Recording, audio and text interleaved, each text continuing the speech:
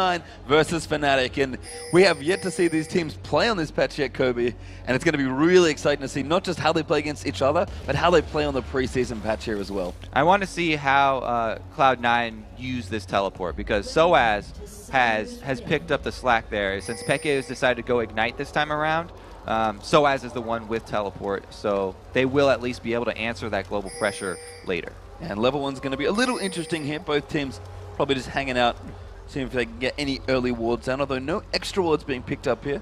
Both support's going to go for some big items here. Doran's plus, I guess, the early relic shield. Yeah, support's going for some beefy items as well as some beefy masteries. I was really caught off guard yesterday when I saw the shield mastery deep in the defense tree for the first time. Maybe I was a little bit too harsh, but it looks like Yellowstar is also going extremely deep in that defense tree and picking up the mastery. Yeah, so it looks like Fnatic just scouting out here, not particularly interested in finding a fight. If they could get a kill, sure, that's great, but everyone's going to back off here. And again, I'm curious to see how the lanes shake out, but I think you're right, Kobe. They're going to be pretty normal here. Yeah, it's pretty interesting that we just talked about, how beefy the supports are. They did an early invade, but since both of them started with these health items, they didn't have enough money for extra wards. So this successful sort of invade from Fnatic doesn't reward them any vision for the early game because they didn't drop any of their wards off while they were deep. Yeah, Trinket's not quite up there either, unfortunately, and they only last a minute anyway at the early stages, so not going to get too much done here. High will send himself in the middle end, and you were right, Kobe. It's Peke's Renekton against the champion he has played an awful lot of in Kassadin. Renekton already is a lane bully, but going up against Kassadin should be pretty easy work for him. You just want to charge up the Fury for him, and then the empowered abilities. Just the threat of being able to use that is usually enough to scare people out of the lane. Now, Balls was expecting the duo bottom. You can see by him starting over by those wraiths and then leaving them, he had to go check the red, and it looks like they got caught up maybe a little bit off guard by the switch from Fnatic. It's sort of that Australian meta you were talking about yesterday. Like the standard meta, but upside down for anyone who missed it.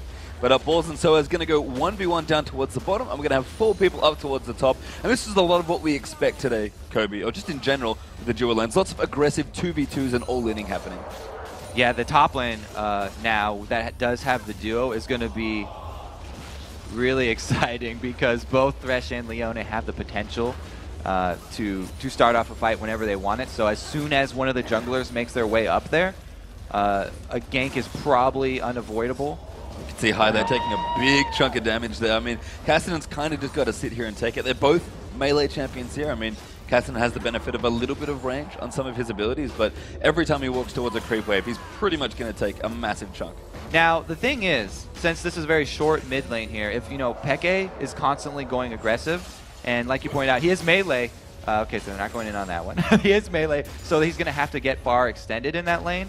Meteos can come and gank that mid lane pretty early here and turn it around for High. If Kassadin does get one of those early kills, then it's really hard to get him back under control. And I actually wanted to ask you about the jungle matchup sort of early on here, Kobe. We've seen a lot of kind of different style of junglers, some more aggressive ones with Lee Sin and Elise, but all that's been really popular, and especially with Meteos' style, feels like we're going to have a little bit more farming here for both these junglers, and not necessarily as many ganks. Now, I do like Vi's pre-6 gank one time, because a flash vault breaker is a very potent way to start out a gank. It's really, really hard for anyone in lane to avoid that, and they'll at least have to burn their flash. And if you end up landing it, then it's a huge chunk of damage that you get down with your gank first anyway. So Vi can at least have one really successful early gank before she hits level 6, and then obviously everyone always talks about the power of her ultimate.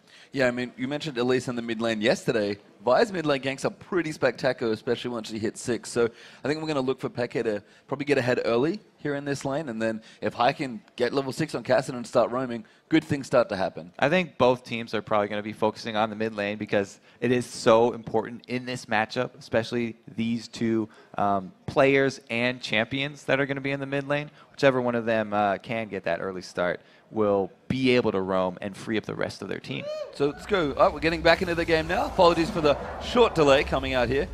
What do you think of the duo lanes here as well? We talked about lots of aggression, Lots of all-inning happening. Do you think either one has a particular advantage? So I would have said in the past, Draven can stand up to Lucian, but since the change of the passive, he did lose a lot of that early damage, and so he's going to have to farm up for the beginning. And since Thresh is so good at interrupting Leona's early engages pre-6, he can just flare back out of it.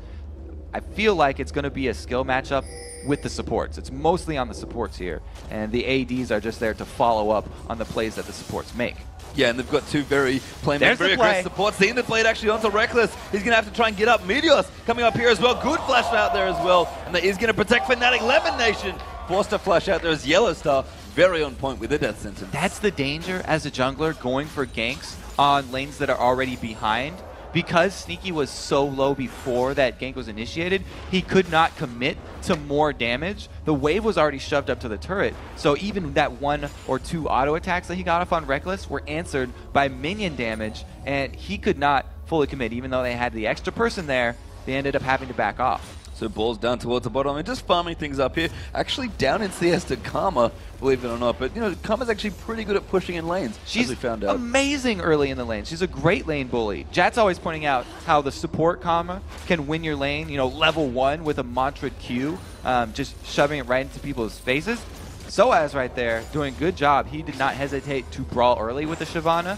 Not allowing balls to build up a creep wave. That's really how Shyvana gets most of her early power there, is getting the wave down very quickly with her area of effect, and then fighting inside the minion wave. Meteos thinking about it here in top lane is Lemon Nation. Just going to take a couple of love taps there from Reckless, and you can see the aggression here towards the top. Lucian really trying to get in here, and actually Reckless opening up a nice CS lead up against Draven up there.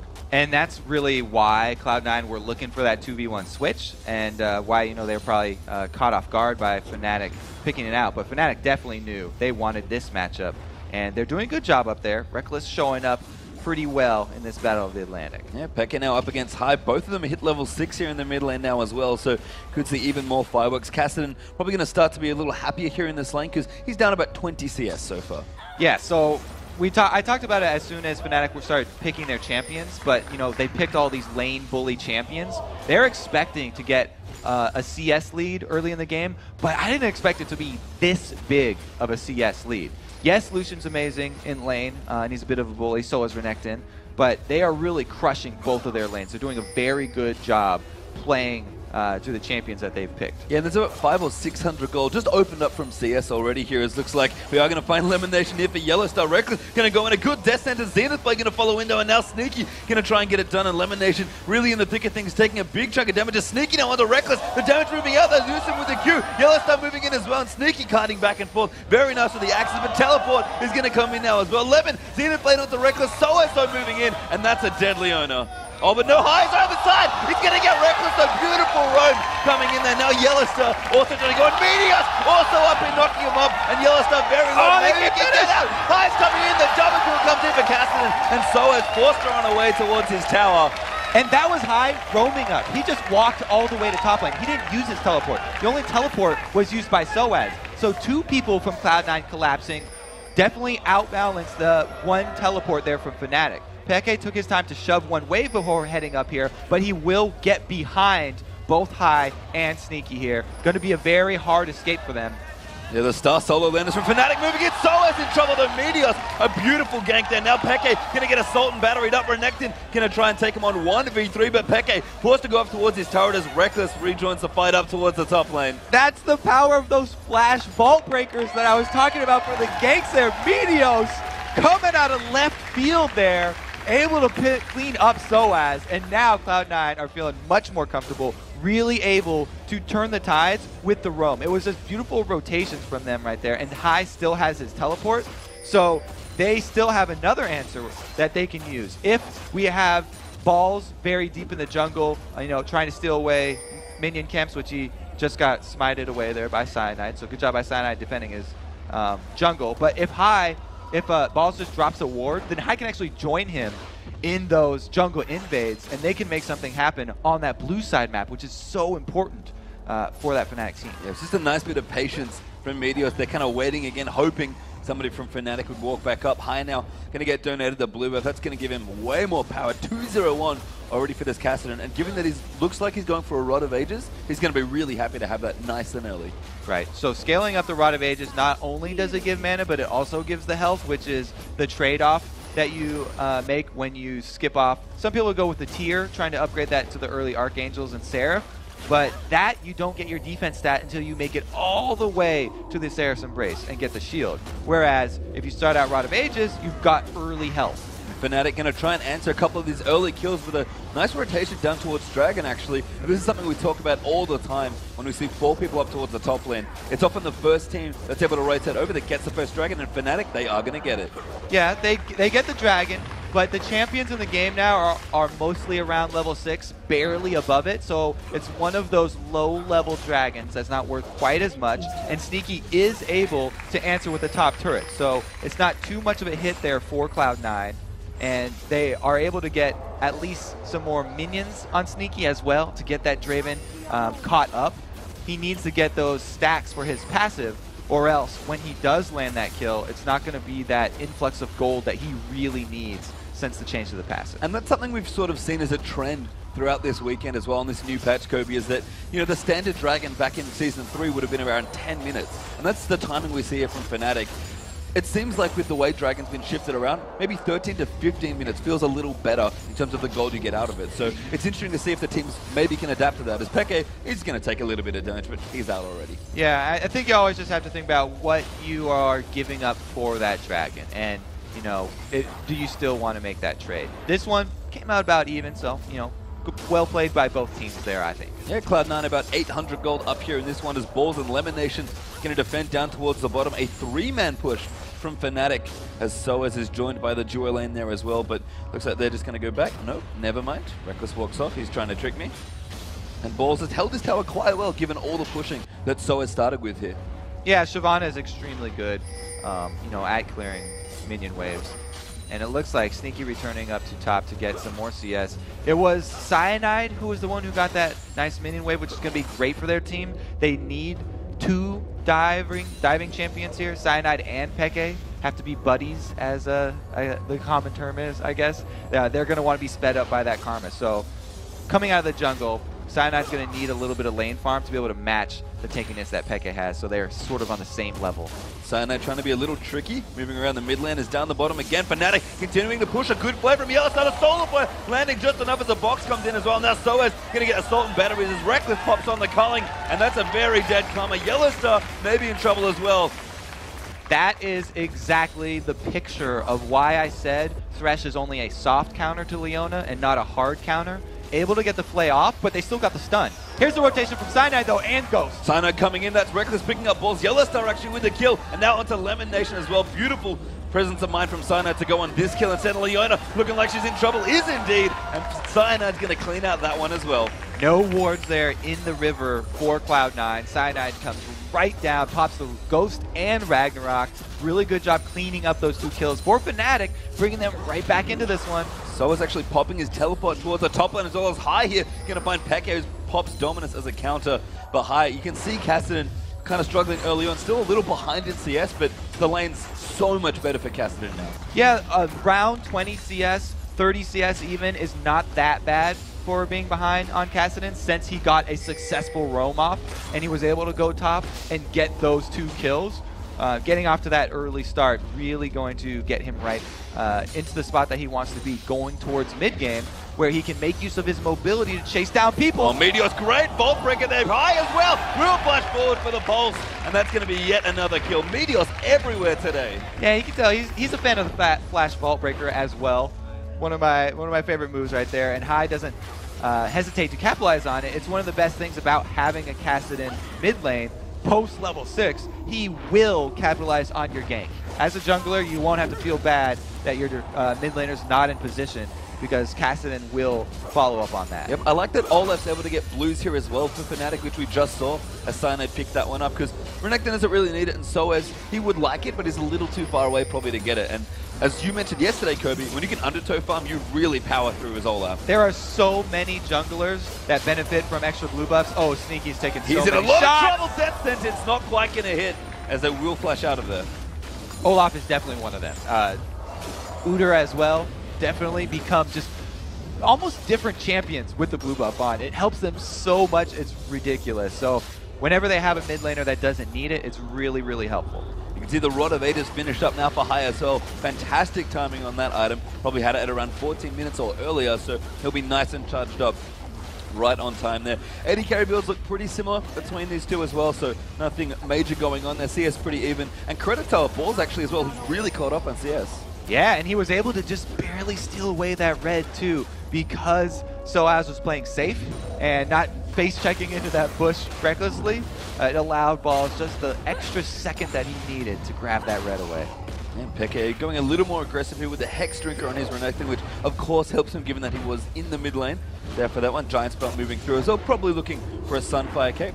And just in general, item build's really coming out here, and I actually like Balls here with a very cost-efficient tank build. Yeah, Shyvana, like we just saw him, you know, making the invades into red. She loves shoving the lane and then grabbing extra gold from the jungles, which enables her to get tanky extremely quickly. Balls going for that, you know, Spirit Vision Sunfire combo. Yellowstar popping the box there. Soulflare is going to hit onto Cyanide, but it's so high. Coming down as well with the teleport, and Sneaky picks up one kill there on Draven. Cyanide popped the ult, trying to chase him down, but High's just back and forth here, poking as much as he can, and Reckless maybe got to be a little careful. High has been doing so well with his roaming and his use of teleports.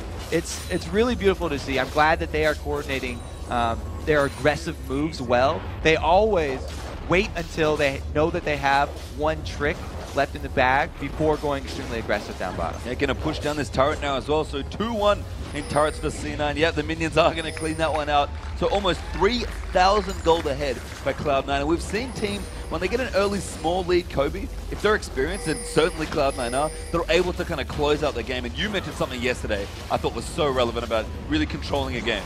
Right, so the dragon, yes, this is the second dragon, so it's worth even more than the first one. And I talked about what are you giving up for these dragons that you're getting in the early game. Cloud9 did not have to lose any map pressure, any objective for that dragon. So that was a clean win for them right there.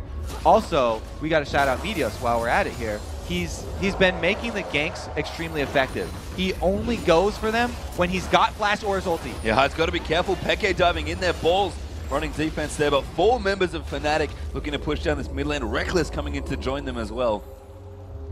All right, so back to Meteos. He's been making very effective ganks, but he's also, I like the build here, it's half damage, half tanky. He hasn't gone full Elder Lizard plus you know, Black Cleaver like solo queue he definitely favors. He does have the Elder Golem right there, Spirit of the Elder Golem instead of the Elder Lizard. So he's got some extra health and he has the tenacity to stick in the fight. And no real surprise, Meteos level 11, tying up with most of the solo laners here in this game. So clearly still happy here in the new preseason jungle, still able to farm up. But you're right, his presence around this map has been absolutely awesome so far early on in this one. So going a little bit deeper on those items that I just talked about, part of the reason why those are both amazing on Vi is because they both have cooldown reduction. Aside from the other combat sets that she likes, cooldown reduction is just amazing on Vi, because not only does she want to proc her Denting Blows passive from auto attacks, but also her abilities apply it, and getting the cooldown on those increases her damage multiplicatively. Yep, so it's as well. Kind of curious to see what he wants to build, but looks like straight AP for him. Going to be going for Rabadon. I think you've mentioned it about a million times this weekend, but you know, you want pure damage, you just go Void Stuff, you go Rabadons. And I think that's where Karma's going, but Fnatic coming in once again here onto the mid lane. Deathsetter's Rule Lane on the Sneaky, that could be the follow-up there. Damage moving in his Meteor, dunked on the Pekka, great Solar Flare follow-up as well. And now Balls is in the mix with Shyvana. Now he's going to flash ball there. High also coming around to play cleanup here. Silencer's Reckless actually with a Null Spear, slowing out Cyanide and Yellowstar. He's kind of caught off in the wrong place here. Ball's going to be able to chase him off. Flay coming through as well. Speed up from Soaz maybe enough. They're still chasing! Yeah, High's still coming. Caston almost never ever has to run away. But Yellowstone makes it around the turret. High though picks up the kill. All right, Caston finally able to chase him down there. We all talked about the mobility of that Caston in the very beginning. High finally able to at least make sure they get one kill out of that, even though they weren't able to finish off Peke. taking down Yellow Star was huge because they have at least the map control and then get some damage on the turret. I mean, not just the kill, Kobe, they took the outer turret in mid, and now they're onto their tier 2 here as well. Peke trying to defend 3v1, maybe thinks about it again, as now Cyanide's rotating through. I think they're going to be able to finish this up. The Draven DPS really coming in, and that's 2 turrets and a kill for Cloud9. Right, so they get the kills, but then they also are able to grab the objective after. So really well played, and Cloud9, they just look like a completely different team here. They're also controlling the vision after they take that deep objective. Look at these wards that they just left. I love placing wards right outside of the enemy's base so that you can see their movements and what they're planning to do in the future. Yep, a little bit of a scare there for High, but he's able to rift walk on out of there, so not too worried. Eliminations coming into support as well on that Leona, and looks like Static Shiv is going to be the next one out here for Sneaky. We've seen a lot of Static Shiv this week, and I think AD carry is really starting to favor that a little more than the old Phantom Dancer.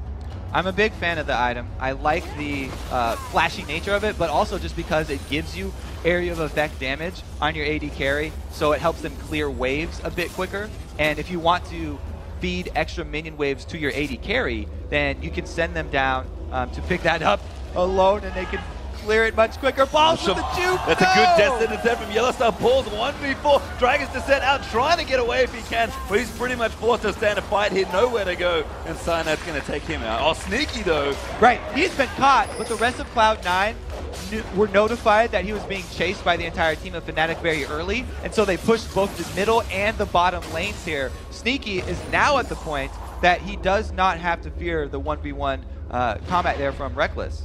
The Draven DPS on that turret as well. It was almost reminiscent of Zion's Nasus from yesterday. He just chunking down towers. High, got to be a little careful here, but the rest of Cloud9 are into support. So High has his teleport up, and Meteos has his flash and his ulti up. We're probably going to see a gank out from him early because he has not been sitting on those cooldowns for very long. Meteos, pretty much as soon as he does have those tools available, has been looking for kills. Yep, so Dragon going to be back up in a minute here as well. Actually tied on Dragons, I believe, with Fnatic taking an early one first and Cloud9 getting us later one after that for the second. So next Dragon could be a point of contention here, but Cloud9 with their advantage right now just really seem to want to take control of this map, Kobe. And that death cap is completed for Karma here. So Soaz is bringing the magic damage that this Fnatic team needs to the fights, and it makes sure that Cloud9 can't just ignore magic resist and fully stack armor here. Yeah, I mean, there's a lead here for Cloud9 for sure, but it's only 5,000 gold here. That's not too bad early on in this game as Reckless going to pick up whatever CS he can, building up towards his Static Shiv, as it looks like Sneaky has finished up his for now. Need to see Large Rod here for Kassadin. High, probably going to be going for a Zhonya's Hourglass, I would have to think.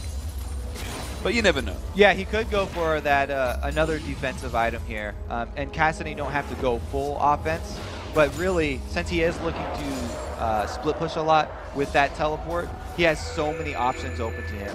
Elimination going to find Yellowstar. Great play there, but High's going to come in. The burst damage from Kassadin is absolutely massive. And there's the flash up from Yellowstar. Elimination caught by the death sentence. Going to get snared up here by Karma as well. The damage moving in a good flash up, but Reckless able to clean it out as High gets himself out of the way, almost snags a kill.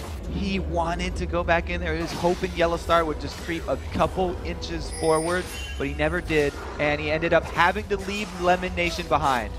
Credit to Yellowstar. Oh, Peke has actually found Sneaky, who flashes out Meteor, finding Soaz. He's having to find him, and Sneaky gets a kill with the ultimate there. Now the teleport coming in behind as well.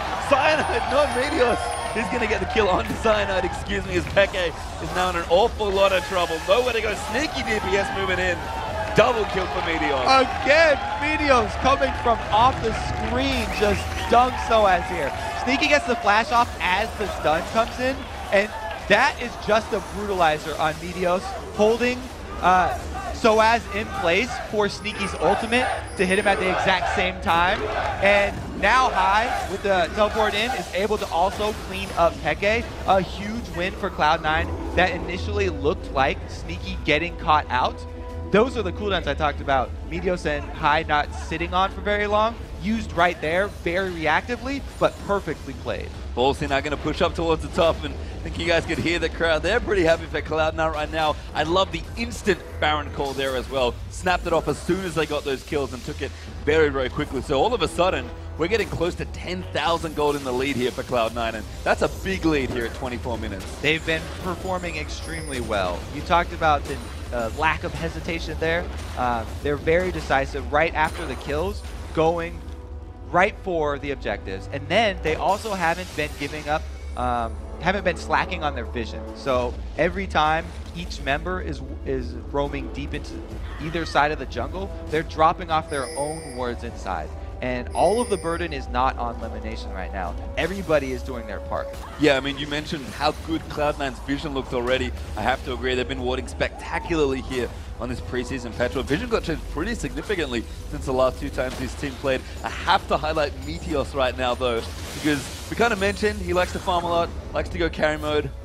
Something pretty spicy cooking there for Meteos' item build. All right, so if you haven't played on North American server, you haven't run into Meteos' Black Cleaver and Trinity Force Vi, maybe. It's very popular now because it's so fun to play Vi when she has that much damage, and it's sort of Meteos' new fascination.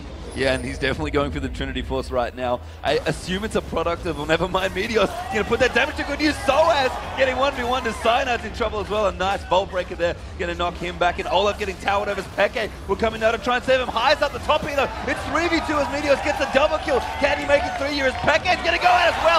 And he does make the triple. There's Thresh going down as well. And Reckless, the only one left alive. Cloud9 almost finishing an ace on either side of the map. They've almost got the ace, and they definitely have the inhibitor here. There's the surrender. Respect from Fnatic. 25.5 minutes there, Kobe.